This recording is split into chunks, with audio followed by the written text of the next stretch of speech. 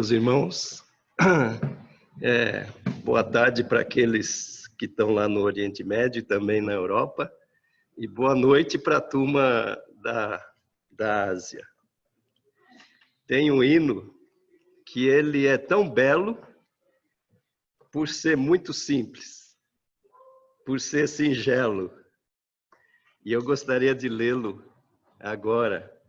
É um hino curto, mas ele é belo não só porque ele é simples, mas por causa da letra que ele tem. É o hino 352 do nosso inário. Ele diz assim: enquanto, ó Salvador, teu livro lê, de auxílio necessito para ver, da mera letra além a ti, Senhor, e meditar no teu excelso amor. À beira-mar, Jesus, partiste o pão, alimentando a imensa multidão. Da vida o pão és tu. Podes assim satisfazer, Senhor, também a mim. Vou repetir essa expressão tão inspiradora. Da vida o pão és tu. Meus irmãos, essa semana eu recebi da Sônia, da Soninha, Sônia Couto, um podcast de algumas pessoas bem comprometidas, cristãs, na verdade só homens, mas homens jovens, mas muito influentes na igreja cristã, e alguns pastores, outros profissionais, e eles têm em comum porque todos estudaram no Regent College como a Maria Clara. E eles fizeram um podcast sobre um assunto do WhatsApp. E eles usaram uma expressão que é um fenômeno que eles estão percebendo que está acontecendo na igreja evangélica, na igreja cristã. E eles criaram uma palavra para esse fenômeno de WhatsAppização. WhatsAppização. E essa é a conversa do podcast. Na verdade, o WhatsApp é apresentado por eles como representante de toda a mídia social, de toda a rede social. E um deles chega a afirmar, olha, presta atenção, a afirmação de um deles, que eu acho que é um pastor.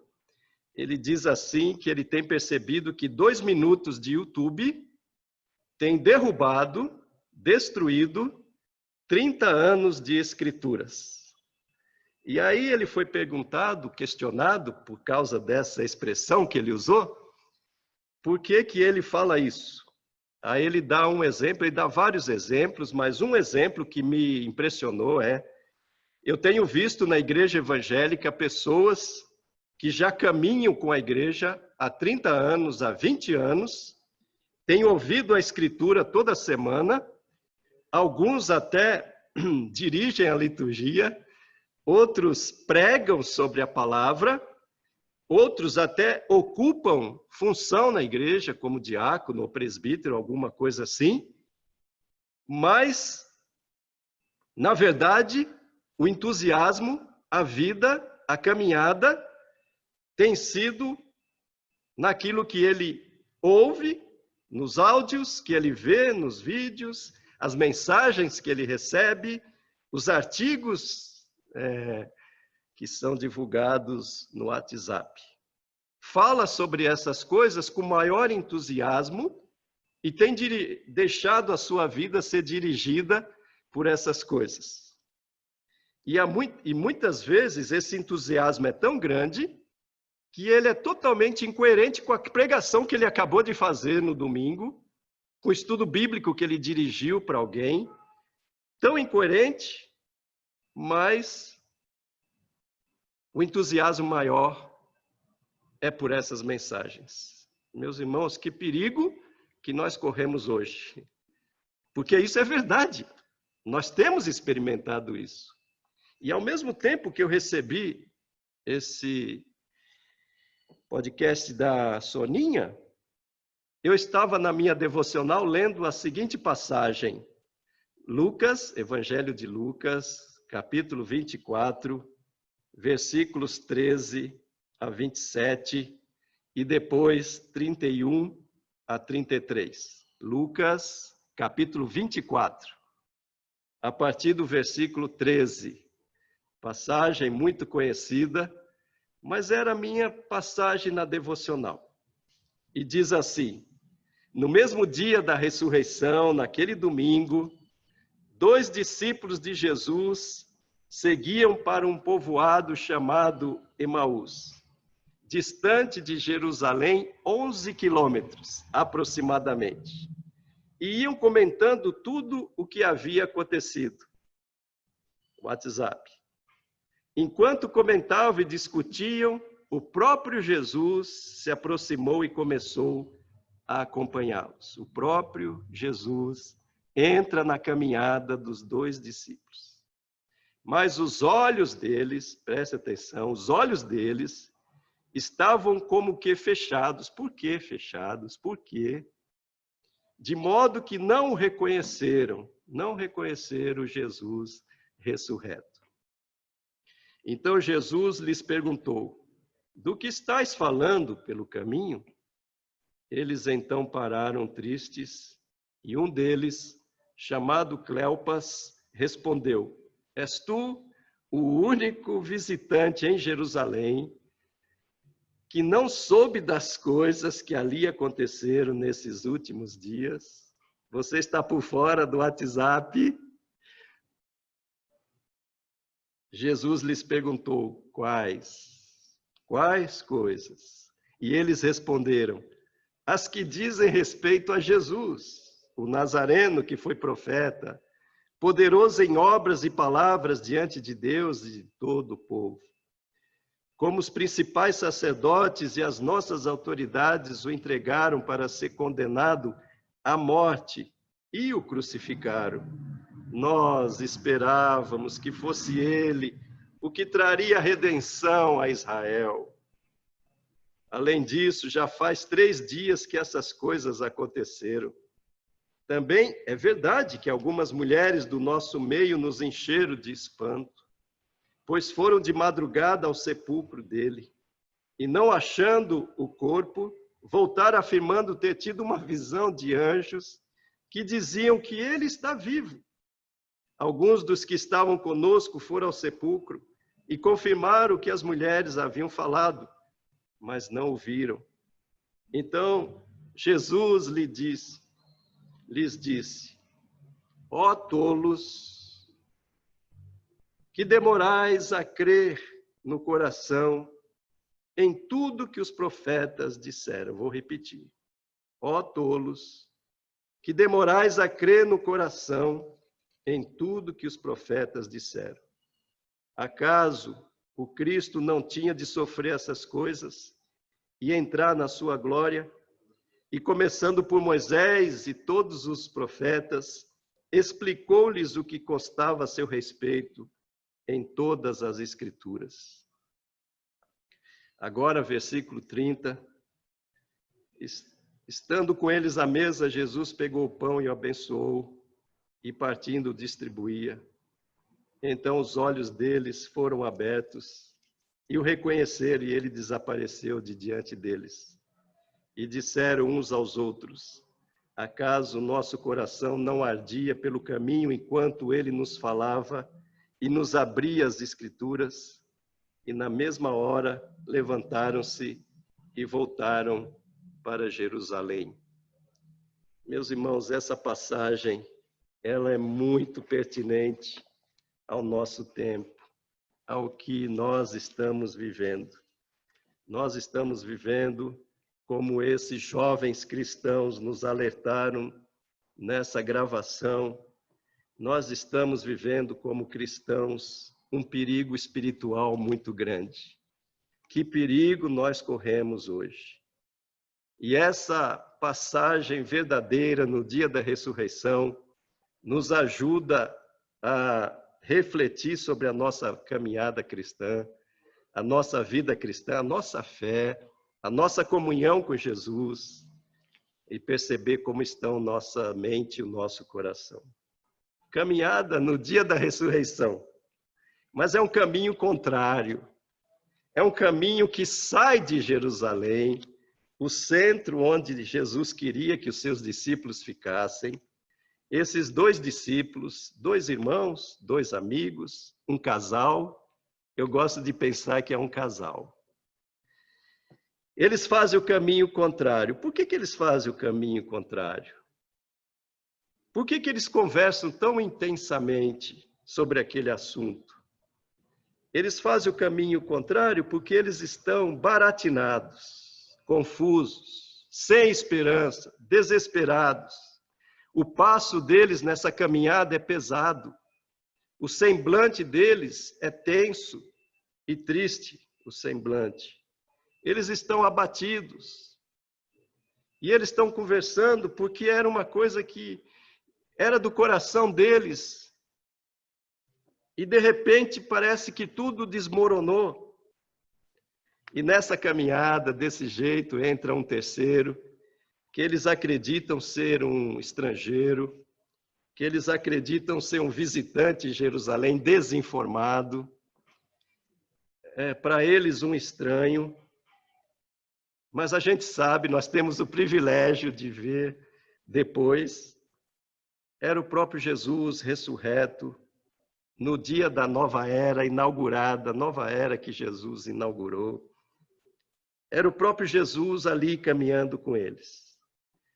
Por que eles não percebem que é Jesus? Eles estão tão concentrados nas notícias, nos acontecimentos. Eles estão tão ligados, tão focados, tão compenetrados em tudo aquilo que eles viram em Jerusalém, em outra cosmovisão, em outra convivência. Eles não percebem, eles não reconhecem o verdadeiro fato, a verdadeira mensagem.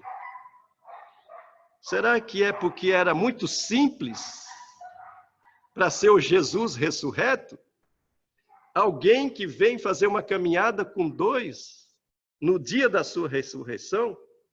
Será que não era uma coisa que deveria ser um espetáculo maior, fantástico, tão marcante, que impede que eles vejam? Jesus tenta transformar, meus irmãos, prestem atenção, o nosso WhatsApp, o WhatsApp dele. O WhatsApp é, o que está rolando? E aí? Essa conversinha muito horizontal que vai de um hemisfério ao outro hemisfério. A horizontalidade do WhatsApp é impressionante, é abrangente. Mas a verticalidade, a profundidade também é impressionante, de tão pequena que ela é. E Jesus tenta transformar essa conversa horizontal e nada de verticalidade, porque ele diz assim, o que é que vocês estão conversando? Não é o que é que está acontecendo. O que é que vocês têm conversado, meus discípulos, meus filhos? Meus irmãos, o que é que tem sido a pauta? Qual tem sido a pauta da conversa de vocês? Mas nós, discípulos como eles, nós não gostamos de olhar de frente e reconhecer aquilo que nós temos conversado. E aí a gente vai e ataca. Não é? Você é o único que não sabe? Você está por fora? Você não viu o último vídeo? Você não viu a última notícia que saiu? Como é que você está tão por fora? Você não sabe do que está rolando? E aí Jesus pergunta, tá bom, o que é? Qual é a última notícia? Qual é o acontecimento que tanto perturba vocês? O que é que eu preciso saber? E aí eles falam, o assunto é sobre Jesus o Nazareno. Que assunto maravilhoso. Esse é o assunto. O assunto deles é o Jesus o Nazareno. E eles falam do assunto com o assunto presente. com a pessoa principal presente com eles, e eles não percebem. O pastor Eugênio Peterson tem que citar sempre, né? Ele diz assim: eles estavam na presença da ressurreição, andando na terra dos viventes, e não sabiam e não percebiam. O assunto, meus irmãos, Jesus, que bom, mas que pena, que perigo. Conversar sobre o assunto certo, com a cabeça e o coração em outra base. Qual é o nosso assunto na igreja, na nossa caminhada cristã? Jesus o Nazareno. Mas será que a base que nós estamos pisando e a cosmovisão que nós temos, elas estão corretas ou elas estão distorcidas? É mais perigoso você conversar sobre o assunto certo de maneira errada do que você conversar qualquer outra coisa. E eles fazem uma descrição impressionante de Jesus. Só que você percebe que é uma descrição tipo os profetas antigos. Mas eles falam que ele era um profeta, Jesus Nazareno era um profeta, verbo no passado, excelente em palavras e obras, mas que criou, que renovou aquela esperança, falam agora sobre esperança, aquela esperança acumulada por séculos e séculos, pelos profetas, semeada pelos profetas a esperança, alimentada nos salmos, nas orações daquele povo, nas liturgias daquele povo, na vida por séculos dele, povo de Deus. Eles falam dessa esperança, mas decepcionados. Ele renovou essa esperança em nós achávamos que ele era o Redentor, porque a visão deles estava pequena, limitada a uma resposta política de independência do império. A esperança toda numa coisa política, pessoal, para si, para o seu povo particular. E aí eles falam, mas tem uns comentários também. Tem uns comentários, mas são comentários de mulheres. E a gente achou que essas mulheres estão meio fora de si, porque elas falaram que tiveram visão de anjos. Mas o principal que elas falaram é que o túmulo onde ele foi sepultado está vazio. Alguns amigos nossos, eles foram lá e constataram, confirmaram que realmente o túmulo está vazio, mas não viram. Mas não viram Jesus. Sabe qual é o diagnóstico? E aqui o diagnóstico de Jesus, que andou com eles, que perguntou a eles. 11 quilômetros, meus irmãos, eles devem ter andado mais ou menos numa caminhada dessa, 2 horas. Não são atletas, não são pessoas numa corrida, caminhada pesada, 2 horas. E Jesus caminha com eles. E depois de sondar a mente e o coração deles, eles mesmos revelando a sua mente e o seu coração, Jesus dá um diagnóstico. Por que vocês são tão tolos? Sabe que a palavra tolo, onde ela é usada principalmente em Provérbios. E o tolo em Provérbios é aquele menino cheio de potencial, de beleza, um menino novo ainda, cheio de vida, mas bobo, ingênuo, que quando vem a voz da sombra do mal, da escuridão, do abismo, que não se apresenta dessa maneira, vem com voz como de veludo, uma voz agradável, ele é enganado por essa voz, ele é levado por uma paixão ardente, que o final dela são as trevas, o abismo. Esse é o tolo. E Jesus dá o diagnóstico para os seus discípulos: por que que vocês são meninos tão ingênuos? E porque essa ingenuidade tem feito vocês demorarem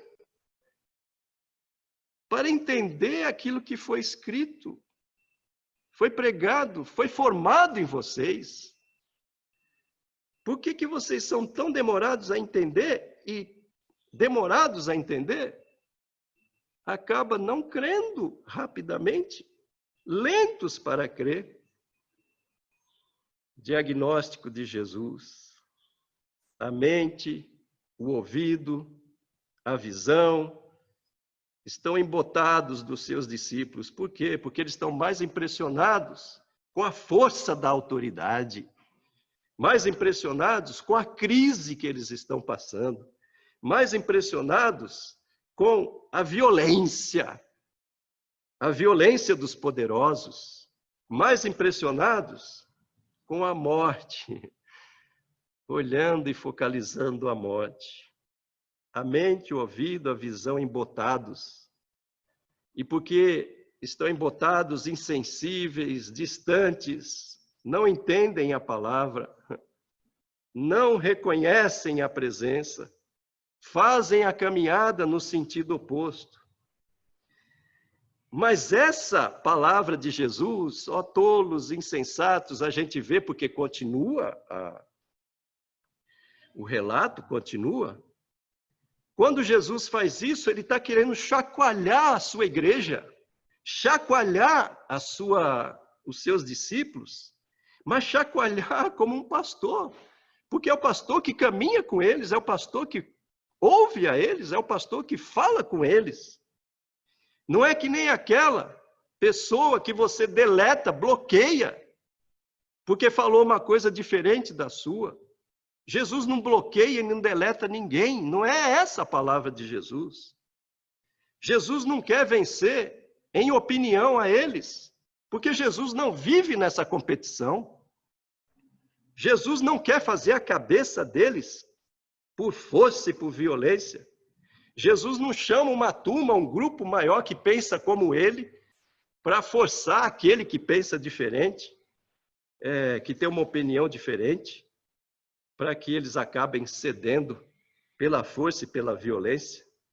Jesus não é aquele que parte para a briga e divide ele daqueles dois seus discípulos. E aqui eu dou uma paradinha e pergunto: você tem vivido esses dias querendo fazer a cabeça dos outros? Querendo que os outros tenham a mesma opinião que você? Você vive a sua vida como se fosse uma competição, uma corrida, que onde há vencedor, e que vitória é essa, no final das contas? Querendo que as pessoas tenham a melhor opinião que a sua opinião, a melhor razão que a sua razão, como uma briga de dois lados. O convite de Jesus é firme, chacoalha, mas é um convite pastoral. É um convite pastoral que fala assim: saia da ignorância, daquilo que é feio, e como nós vivemos os dias feios. Sai daquilo que é mal, para o que realmente é, desculpa a redundância, real. Para aquilo que é luz, para aquilo que é belo, para aquilo que é vida. A palavra de Jesus é pastoral. Além de ser profética, ela é pastoral.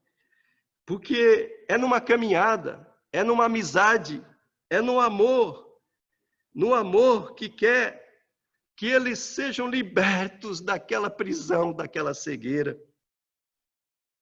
E, meus irmãos, essa mensagem de hoje não tem outro propósito a não ser esse.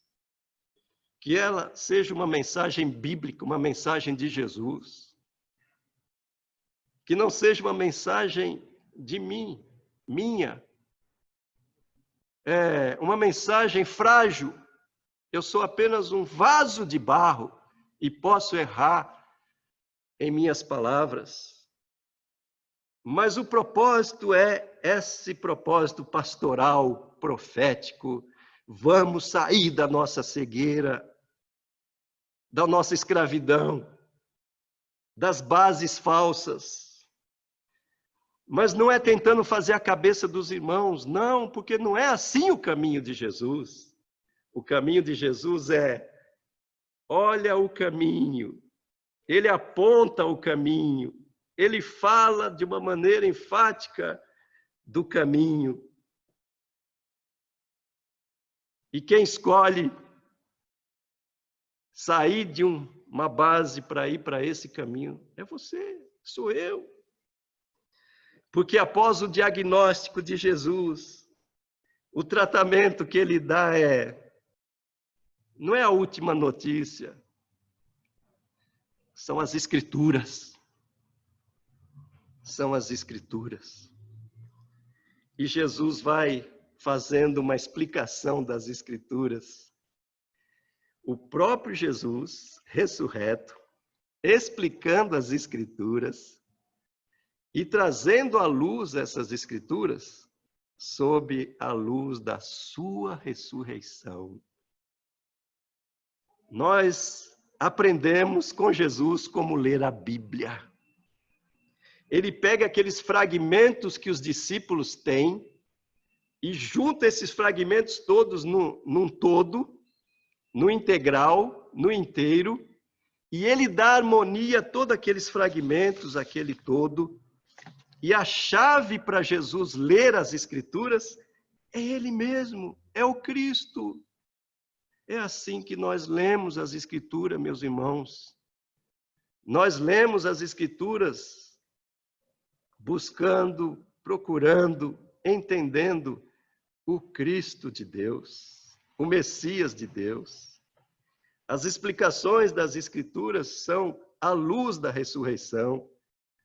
E ela é feita aqui, esses discípulos privilegiados pela pessoa de Jesus própria.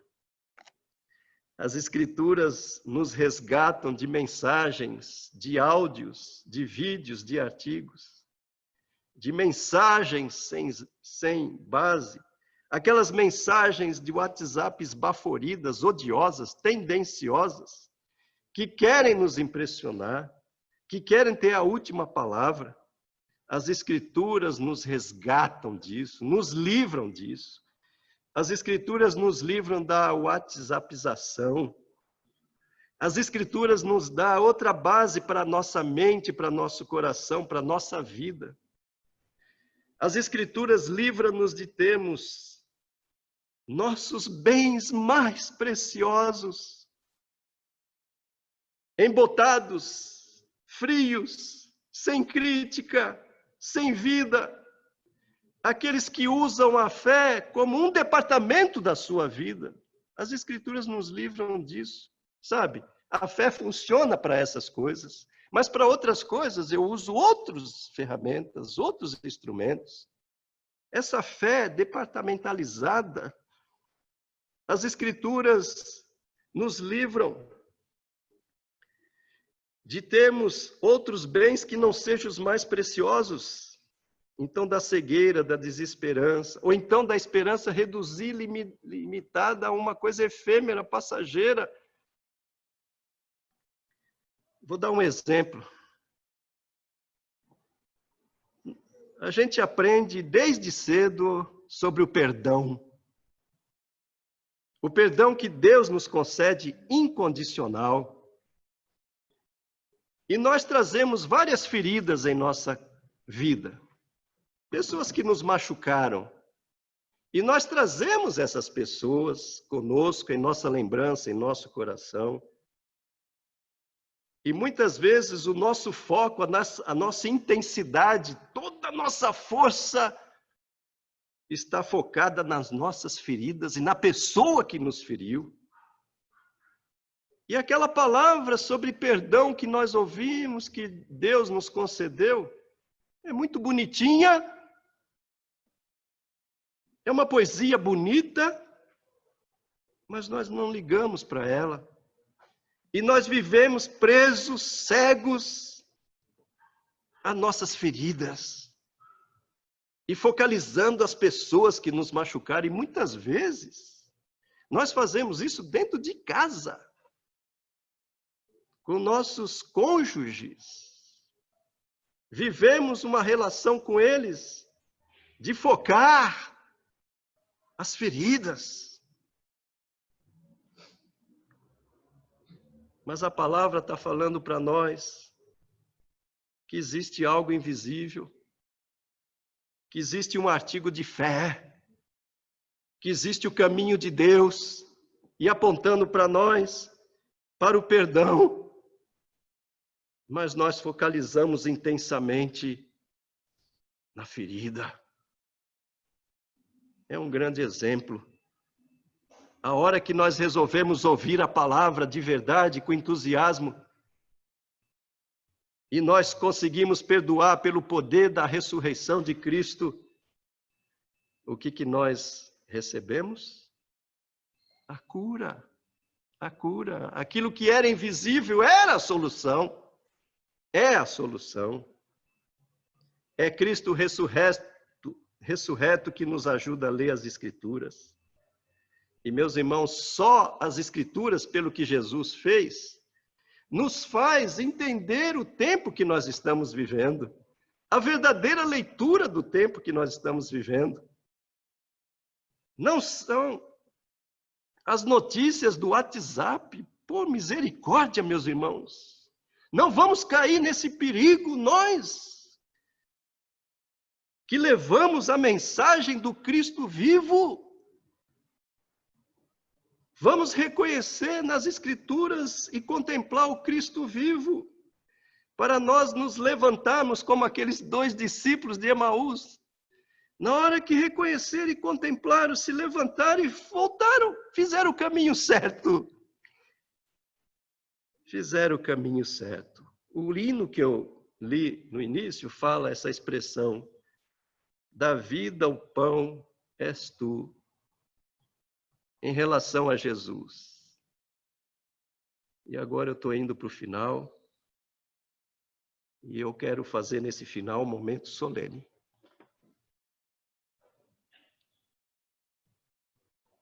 Da vida, Senhor, o pão não é um pão, o pão és tu.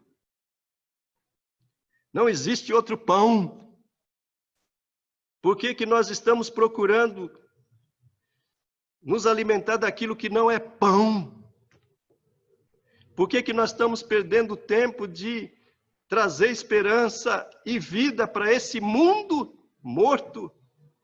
Porque nós estamos em outra base. Falamos uma coisa, mas vivemos outra. Não reconhecemos o Cristo vivo e ressurreto. Da vida, o pão és tu, Senhor. O pastor Ziel Machado, numa live também, ele falou uma expressão que me impressionou dessa semana.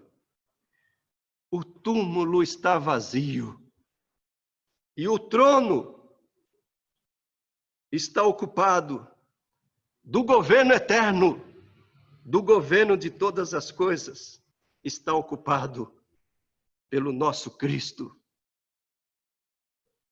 É hora de nós colocarmos no altar de Cristo os nossos bens mais valiosos. Nós cremos que Deus é o Criador de todas as coisas. Nós cremos que nós fomos feitos à imagem e semelhança de Deus. Nós cremos que nós pecamos, caímos. Nós cremos que nós temos esse problema sério. Mas nós cremos na redenção de Jesus. Nós cremos que nós fomos feitos, como Pedro Paulo nos falou domingo, para as boas obras. Nós cremos. Nós cremos na vida eterna, vida para sempre, vida de qualidade. Mas principalmente os bens mais valiosos que nós temos. Jesus veio e morreu em nosso lugar. Mas Jesus venceu a morte. Jesus venceu a morte. Vamos colocar no altar de Deus agora nossos bens mais valiosos. Gostaria, se fosse possível, que aí onde você está, ou com a sua família ou sozinho, que você se ajoelhasse, se prostrasse, que você tirasse do altar qualquer outra coisa. Tira qualquer outra coisa do altar da sua vida. Tira, por favor. Coloca nesse altar os bens mais valiosos.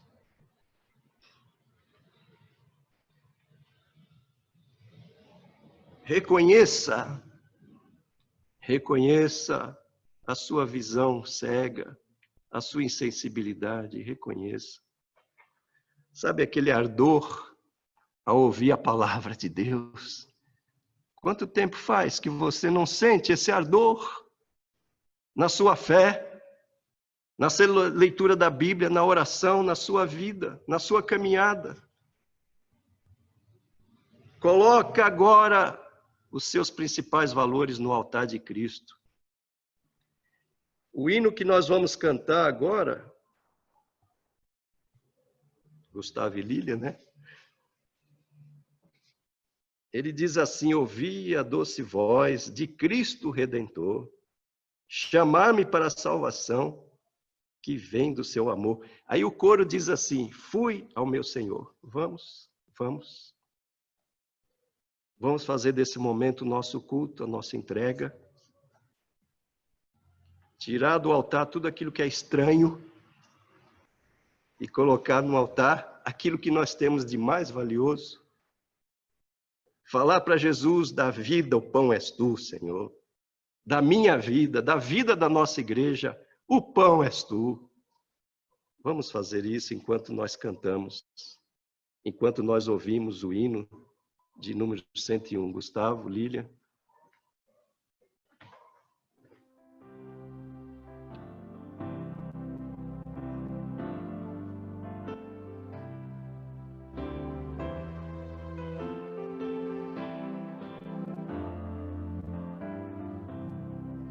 Ouvi a doce voz de Cristo Redentor, chamar-me para a salvação que vem do seu amor. Fui ao meu Senhor que me convidou, bem nenhum havia em mim, mas Ele me salvou. Nas trevas eu vivi, indigno e sem valor, porém agora em seu poder eu ando a Salvador. Fui ao meu Senhor que me convidou, bem nenhum havia em mim, mas Ele me salvou. A Deus eu louvarei por essa redenção, pois tendo Cristo Redentor eu tenho a salvação. Fui ao meu Senhor que me convidou, bem nenhum havia em mim, mas Ele me salvou.